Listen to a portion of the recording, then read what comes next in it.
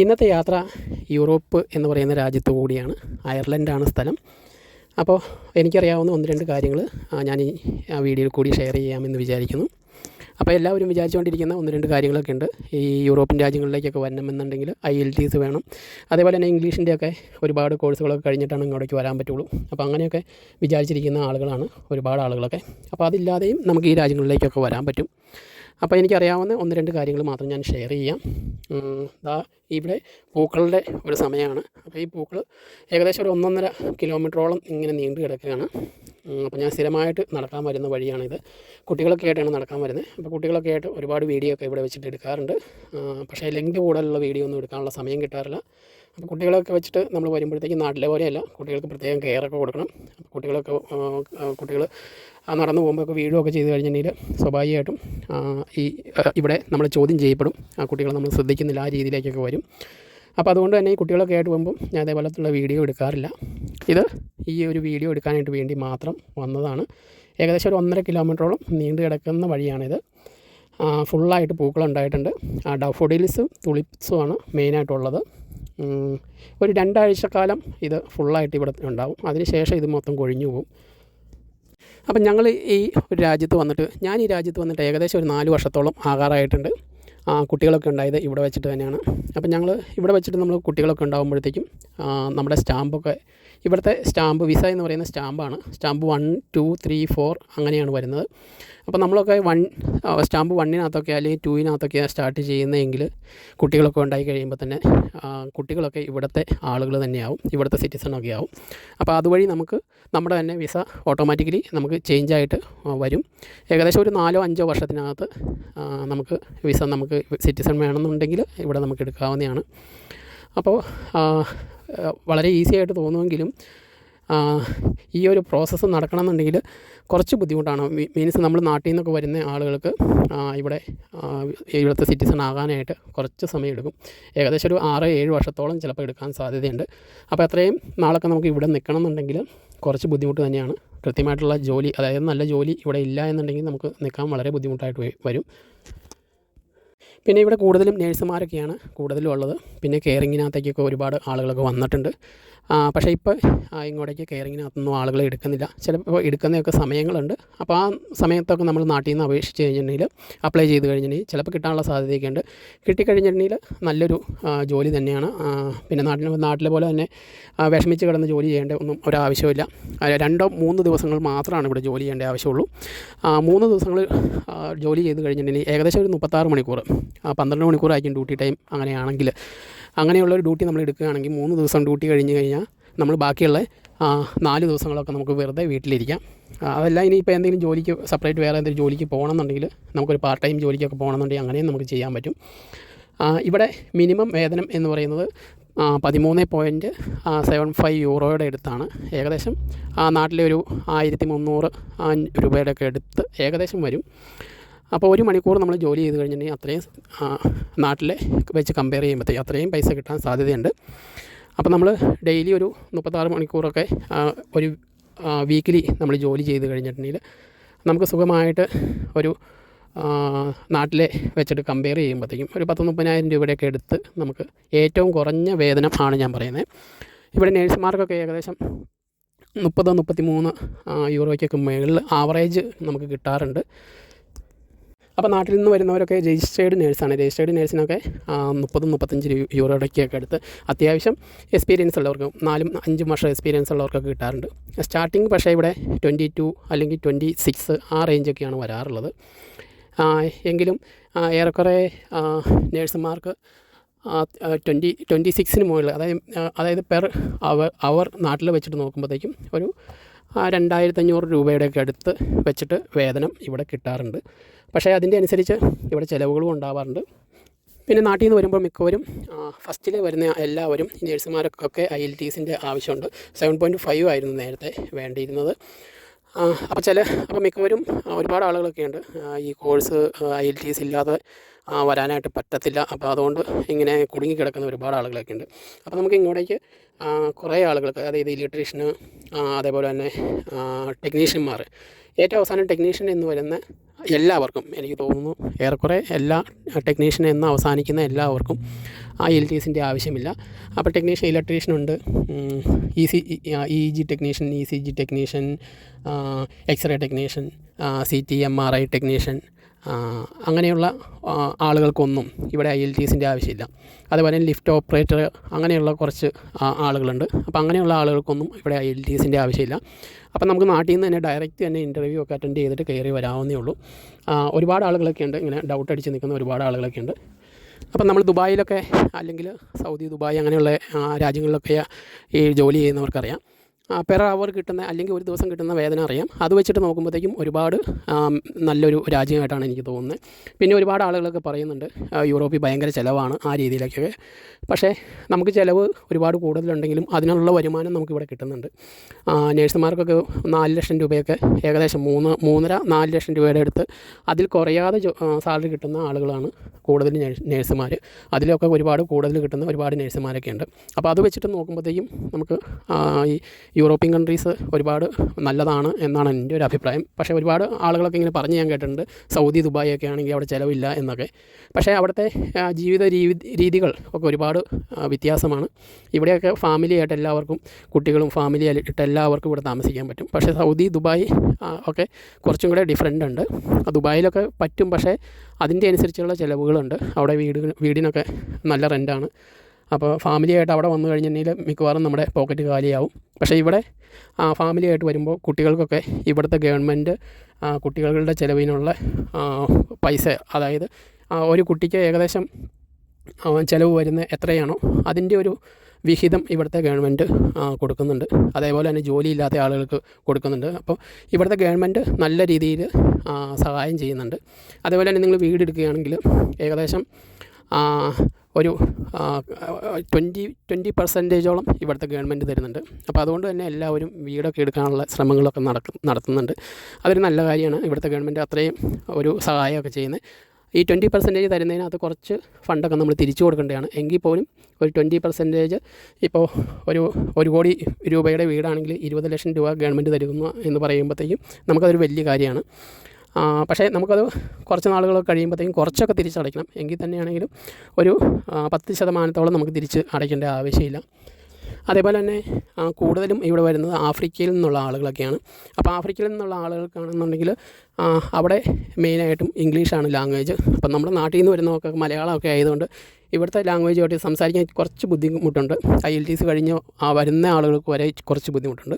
എങ്കിൽ പോലും കുറച്ച് നാളുകൾക്ക് ശേഷം നമുക്ക് ഇവിടെയായിട്ട് നല്ല രീതിയിൽ ഒത്തുപോകാനായിട്ട്, അതായത് നമ്മുടെ നാടൊക്കെ പോലെ തന്നെ ഇവിടെ ജീവിക്കാൻ പറ്റും. കൂടുതലും ആളുകൾ IELTS ഇല്ലാതെ വരുന്ന ഈ ആഫ്രിക്കൻ കൺട്രീസിൽ നിന്നൊക്കെ വരുന്ന ആളുകൾ ചില ചെറിയ യൂറോപ്യൻ രാജ്യങ്ങളിലൊക്കെ പോയി 1-2 വർഷം അവിടെ താമസിക്കും. അപ്പോൾ അവിടെ താമസിച്ച് വിസ അവിടെ ചേഞ്ച് ചെയ്ത് അവർക്ക് കിട്ടും. അപ്പോൾ അങ്ങനെ അവർക്ക് ഈസി ആയിട്ട് ഈ രാജ്യങ്ങളിലേക്കൊക്കെ വരും. അങ്ങനെ ഒരുപാട് ആളുകളൊക്കെ വരുന്നുണ്ട്. അതായത് ചെറിയ ചെറിയ രാജ്യങ്ങളിൽ 1-2 വർഷം പോയി അവർ അവിടെ ജോലി ചെയ്ത് അവിടെ താമസിക്കും. അപ്പോൾ അവർക്കവിടെ വിസ കിട്ടും. അപ്പോൾ ഒരു യൂറോപ്യൻ കൺട്രീസിൽ നമുക്ക് വിസ കിട്ടിക്കഴിഞ്ഞിട്ടുണ്ടെങ്കിൽ മറ്റേതൊരു യൂറോപ്പിൽ പോകുന്നതിനും വലിയ നിയമ തടസ്സങ്ങളൊന്നുമില്ല. അപ്പോൾ കുറച്ചും കൂടെ വിസ പ്രോസസ്സിങ് എളുപ്പമായിട്ട് നടക്കും. അപ്പോൾ അങ്ങനെ ഒരുപാട് ആളുകളൊക്കെ ചെയ്യുന്നുണ്ട്. ഇപ്പം നമ്മൾ വിചാരിക്കും ഇന്ത്യയിൽ നിന്ന് വരുന്ന എല്ലാവരും, ഏറെക്കുറെ ഇന്ത്യയിൽ നിന്ന് വരുന്ന എല്ലാവരും നല്ല പഠിപ്പൊക്കെ കഴിഞ്ഞ് എന്തെങ്കിലുമൊക്കെ ഒരു കോഴ്സ് കഴിഞ്ഞിട്ട് വരുന്നവരായിരിക്കും. പക്ഷേ ഈ ബാക്കിയുള്ള കുറേ ആളുകളൊക്കെ ഉണ്ട്, ഈ യൂറോപ്യൻ അല്ലെങ്കിൽ മറ്റുള്ള ചെറിയ ചെറിയ യൂറോപ്പ് രാജ്യങ്ങളിൽ നിന്ന് വരുന്ന ആളുകൾ, ആഫ്രിക്കൻ കൺട്രീസിൽ നിന്നും അതേപോലെയുള്ള രാജ്യങ്ങളിൽ നിന്നൊക്കെ വരുന്നവർ ഈ 2 വർഷമോ 1-2 വർഷം അവിടെ നിന്ന് ചെറിയ ചെറിയ രാജ്യങ്ങളിലൊക്കെ നിന്ന് വിസ അവിടെ പ്രോസസ്സൊക്കെ കഴിഞ്ഞ് അതിന് ശേഷമാണ് ഇവിടേക്ക് വരുന്നത്. അപ്പോൾ വിസ പ്രോസസ്സ് എല്ലാം ഈസി ആയിട്ട് നടക്കും. അപ്പോൾ അങ്ങനെ ഈസി ആയിട്ട് ഇവിടുത്തെ വിസ കിട്ടുന്ന ആളുകളുമുണ്ട്. ഇവിടെ മെയിനായിട്ടും കുട്ടികളൊക്കെ ആയിട്ട് ഫാമിലിയായിട്ട് അടിച്ചു പൊളിച്ച് ജീവിക്കാൻ പറ്റുന്ന ഒരു രാജ്യം തന്നെയാണ്, യാതൊരു സംശയമില്ലാത്ത കാര്യമാണ്. അതേപോലെ തന്നെ ചിലവുകളുമുണ്ട്. അതേപോലെ തന്നെ പിന്നെ ഫാമിലിയൊക്കെ ആയിട്ട് താമസിക്കുമ്പോഴത്തേക്കും നമുക്ക് കിട്ടുന്നതിനകത്തൊരു പകുതി മുക്കാലോളം ഇവിടെ തന്നെ ചിലവാക്കേണ്ടി വരും. യൂറോപ്യൻ കൺട്രിക്കകത്ത് അങ്ങനെ ഒരു കുഴപ്പമുണ്ട്.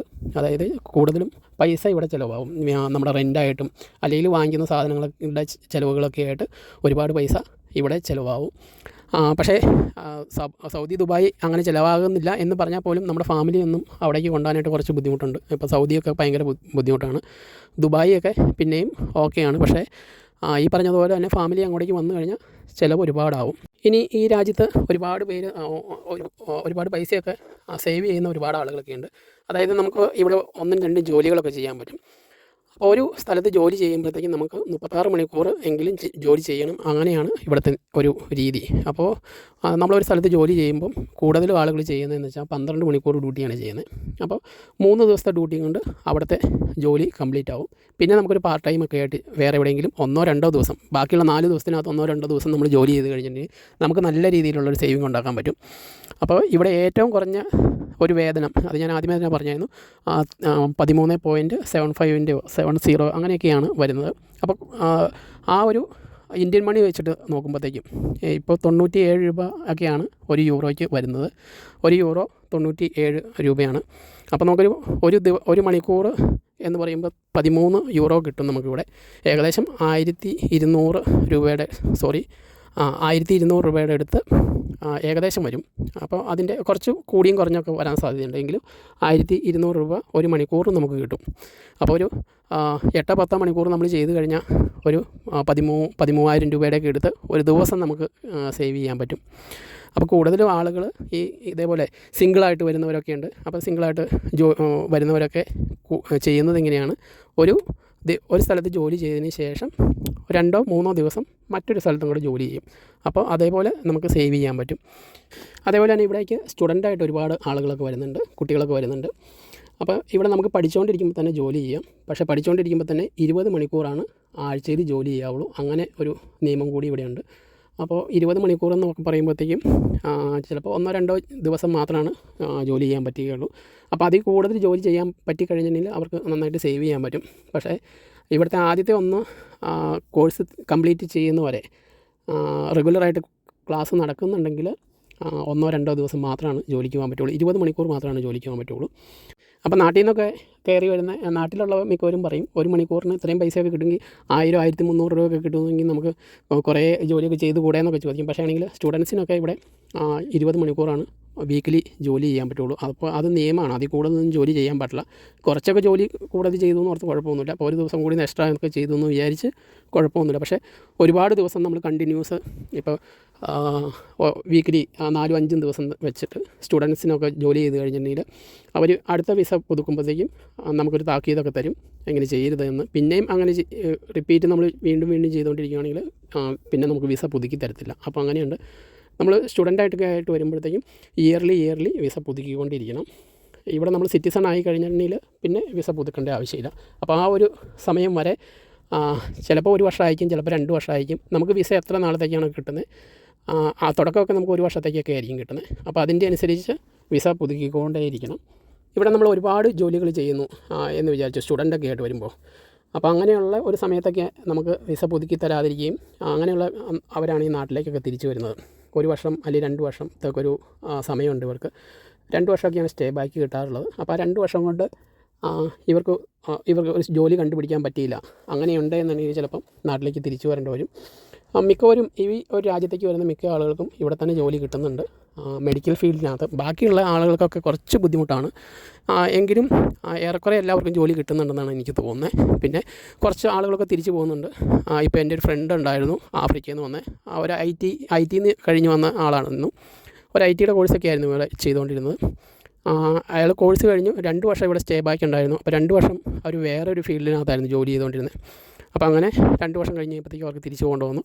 അപ്പോൾ തിരിച്ചു പോകുന്നതിന് മുന്നേ ഇവർ കുറേ ജോലിയൊക്കെ ചെയ്ത് നന്നായിട്ട് പൈസയൊക്കെ സേവ് ചെയ്തിട്ടാണ് പോയത്.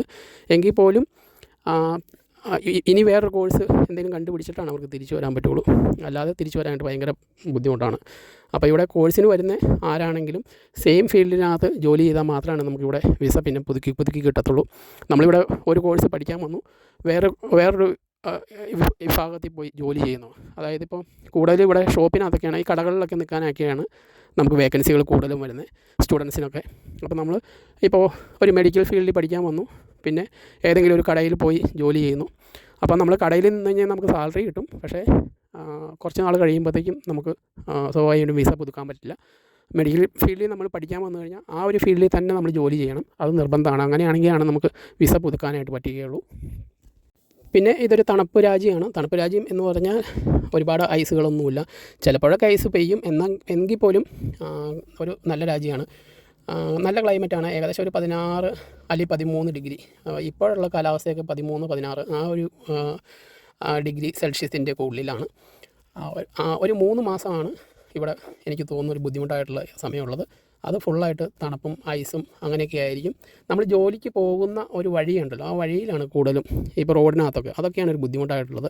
ആ ഒരു 3 മാസം കഴിഞ്ഞ് കഴിഞ്ഞാൽ പിന്നെ ഓക്കെയാണ്, പിന്നെ വലിയ ബുദ്ധിമുട്ടൊന്നുമില്ല.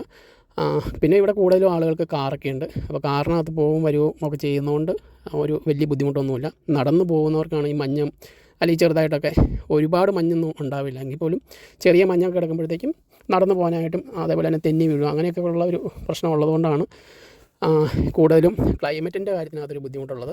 എങ്കിൽ പോലും കാറൊക്കെ ഉള്ളവർക്ക് ഇവിടെ ഒരു വർഷം അല്ലെങ്കിൽ 2 വർഷം നിൽക്കുന്ന എല്ലാവരും കാറൊക്കെ വാങ്ങിക്കും. അപ്പോൾ അങ്ങനെയുള്ളവർക്കൊന്നും യാതൊരു ബുദ്ധിമുട്ടും എനിക്ക് തോന്നുന്നില്ല. പിന്നെ നാട്ടിൽ നിന്നൊക്കെ നമുക്ക് വിസിറ്റിംഗ് വിസയൊക്കെ കിട്ടും. വിസിറ്റിംഗ് വിസയൊക്കെ കിട്ടുന്നത് 3 മാസത്തേക്കൊക്കെയാണ്. ഈ ഒരു രാജ്യത്ത് മാത്രം എനിക്ക് തോന്നുന്നു 3 മാസത്തേക്ക് മാത്രമാണ് വിസ കിട്ടത്തുള്ളൂ. UK ഒക്കെ 6 മാസത്തേക്ക് കിട്ടുന്നുണ്ട്. അപ്പോൾ നമ്മുടെ അയർലൻഡിൻ്റെ തൊട്ടടുത്ത് കിടക്കുന്ന രാജ്യം തന്നെയാണ് UK. നമുക്ക് കാറിനൊക്കെ പോകാൻ പറ്റും. അതേപോലെ തന്നെ ഇതിനൊരു ബോർഡറൊന്നുമില്ല. ഇപ്പോൾ നമ്മൾ വിചാരിക്കും അവിടെ ചെക്കിങ് അങ്ങനത്തെ ഒക്കെ ഉണ്ടെന്ന്. അപ്പോൾ അങ്ങനെ ഉള്ള ഒന്നുമില്ല. നമുക്കിവിടുന്ന് ഇവിടുത്തെ ഒരു പോലീസ് സ്റ്റേഷനുണ്ട്. പോലീസ് സ്റ്റേഷൻ ഗാഡ എന്നാണ് പറയുന്നത്. ഗാഡ സ്റ്റേഷനിൽ ചെന്ന് നമ്മളൊരു ലെറ്റർ നമ്മൾ കൊടുക്കുകയാണ്. നമുക്ക് ഇന്ന സ്ഥലത്തേക്ക് UKക്ക് ഡ്രൈവ് ചെയ്ത് പോകണം എന്നൊക്കെ പറഞ്ഞൊരു ലെറ്റർ കൊടുത്തു കഴിഞ്ഞിട്ടുണ്ടെങ്കിൽ നമുക്ക് അവിടുന്ന് അവർ വിസ അടിച്ച് തരും. അപ്പോൾ നമുക്ക് ആ ഒരു പേപ്പർ വെച്ചിട്ട് നമുക്ക് പോകാൻ പറ്റും. ഓൺലൈനാണ് ഇപ്പോൾ, കുറേയൊക്കെ ഓൺലൈൻ ആക്കിയിട്ടുണ്ട്. അപ്പോൾ ഓൺലൈനിൽ നമ്മൾ അപ്ലൈ ചെയ്താലും പെട്ടെന്നൊക്കെ കിട്ടുമെന്ന് പറഞ്ഞു കേട്ടിട്ടുണ്ട്. ഞങ്ങളൊന്ന് പോകണം എന്നൊക്കെ വിചാരിച്ചതാണ്. പക്ഷേ നമ്മൾ വിചാരിക്കുന്ന രീതിയിൽ ഒരു ദിവസം കൊണ്ടൊന്നും കവർ ചെയ്ത് വരാൻ പറ്റില്ല. നമുക്ക് ജസ്റ്റ് ഒന്ന് റൗണ്ട് അടിച്ച് വരാൻ പറ്റും. എങ്കിൽ പോലും ഒരു 3-4 ദിവസങ്ങളൊക്കെ ഉണ്ടെങ്കിലാണ് UK ഒന്ന് ഫുള്ളായിട്ട് കണ്ടുവരാൻ പറ്റുള്ളൂ. അപ്പോൾ ആ ഒരു അത്രയും ഒരു ലീവൊക്കെ കിട്ടുന്നതിന് വേണ്ടി ഞങ്ങൾ വെയിറ്റ് ചെയ്തുകൊണ്ടിരിക്കുകയാണ്. പിന്നെ ഈ അയർലൻഡിൽ നിന്ന് ഡ്രൈവ് ചെയ്ത് പോകുന്ന ഒരുപാട് ആളുകളുണ്ട് UKക്കൊക്കെ. അപ്പോൾ UKക്ക് പോകുമ്പോൾ ഇവർ പറഞ്ഞു കേട്ടിട്ടുണ്ട്, ഇവിടെ കിലോമീറ്റർ ആയിട്ടാണ് പറയുന്നത്. ഇത്ര കിലോമീറ്റർ ഉണ്ട് എന്നാണ് നമ്മുടെ ഗൂഗിൾ ലൊക്കേഷനകത്തൊക്കെ പറയുന്നത്. UK ആകുമ്പോഴത്തേക്ക് അത് മൈലിനകത്താണ് പറയുന്നത്. അപ്പോൾ അങ്ങനെയാണ് തിരിച്ചറിയാൻ പറ്റുള്ളൂ. അപ്പുറത്തെ രാജ്യത്തേക്ക് എന്ന് കഴിഞ്ഞിട്ടുണ്ടെങ്കിൽ നമ്മുടെ ലൊക്കേഷൻ പറയുമ്പോൾ ഇത്ര മൈൽ എന്ന് പറയുമ്പോൾ നമുക്കറിയാം UKയിലേക്ക് കയറിയിട്ടുണ്ടെന്ന്. അപ്പോൾ അതല്ലാതെ ഇവിടെ ചെക്കിംഗ് ഒന്നുമില്ല. എനിക്ക് തോന്നുന്നത് ഇവിടെ ഒരു 4-5 വർഷങ്ങളൊക്കെ ജീവിച്ച് കഴിഞ്ഞിട്ടുണ്ടെങ്കിൽ, ഒരു 5-6 വർഷങ്ങളൊക്കെ ജീവിച്ച് കഴിഞ്ഞിട്ടുണ്ടെങ്കിൽ ഇവിടെ സ്വന്തമായിട്ടൊന്ന് സെറ്റാവാനായിട്ട് പറ്റും. യാതൊരു സംശയവുമില്ല. ഇവിടെ നമുക്ക് നന്നായിട്ട് ജോലി ചെയ്യാനുള്ള ഒരു മനസ്സുണ്ടെന്നുണ്ടെങ്കിൽ നമുക്ക് സുഖമായിട്ട് ഇവിടെ ഒരു വീടൊക്കെ വാങ്ങിച്ച് സെറ്റാവാനായിട്ട് പറ്റും. യാതൊരു സംശയമില്ലാത്ത കാര്യമാണ്.